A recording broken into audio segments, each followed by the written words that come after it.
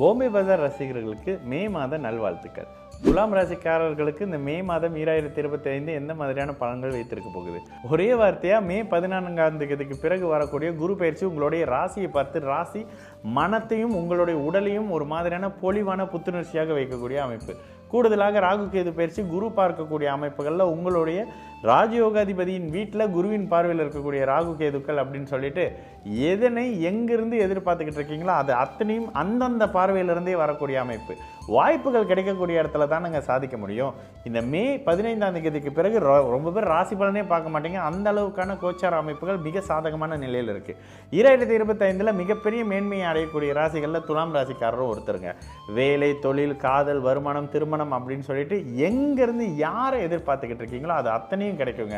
வயதுக்கு ஏற்ற மாதிரியான நல்ல வேலை, திருமண அமைப்புகள், குழந்தையை எதிர்பார்த்து காத்துக்கிட்டு இருக்கேன், வண்டி வாகன அமைப்புகளில் நல்லது நடக்குமா, ரொம்ப நாள் முயற்சி செஞ்சுக்கிட்டு இருக்கேன்னு சொல்கிறவர்களுக்கு இப்பொழுதே வண்டியோ வாகனமோ வீடோ வாங்கக்கூடிய அமைப்புகளில் முயற்சியை போட்டுக்கிட்டு இருக்கீங்க.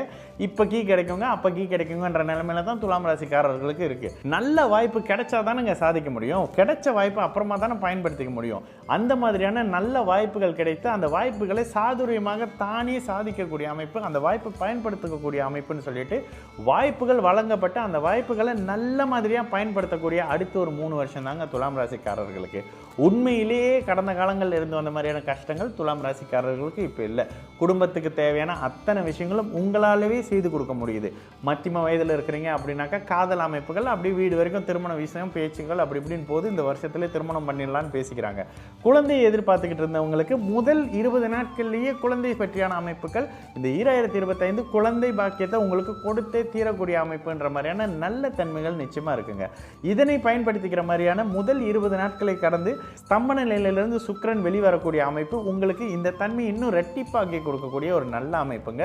கடன், நோய், வம்பு வழக்குகள் முற்றிலும் அழியக்கூடிய அமைப்பு 6ஆம் இடத்துல இருக்கக்கூடிய சனியால. உங்களுடைய லாபாதிபதி சூரியன் முதல் 15 நாட்களுக்கு 7ஆம் இடத்துல இருக்கிறதும் அதற்கு பிறகு அவர் அப்படியே 15ஆம் தேதிக்கு பிறகு 8ஆம் இடத்துல வர்றதும் உங்களுடைய வாய்ப்புகள், வேலை, வருமான அமைப்புகள், வாழ்க்கை துணையை உங்களுக்கு அடையாளம் காட்டக்கூடிய அமைப்புகள், யார் உங்களோட வாழ்க்கையோடு டிராவல் ஆகி வரப்போறாங்க அப்படின்ற மாதிரியான நல்ல தன்மைகள் அத்தனையும் உங்களுக்கு அடையாளம் காட்டப்படக்கூடிய ஒரு நல்ல அமைப்புங்க. வெளிநாடு, வெளி மாநில அமைப்புகள்ல இருந்து வரக்கூடிய தனலாப அமைப்புகளோ லாப அமைப்பு வெளிநாட்டிலிருந்து வரவங்க 8ஆம் இடத்துல இருக்கக்கூடிய சூரியனின் தன்மையால வியாபாரம், தொழில் அமைப்புகளில் மேம்பாடுகள் இருக்கும். இந்த தொழிலை பண்ணால் வரும், இந்த தொழிலை பண்ணால் வராதுங்க.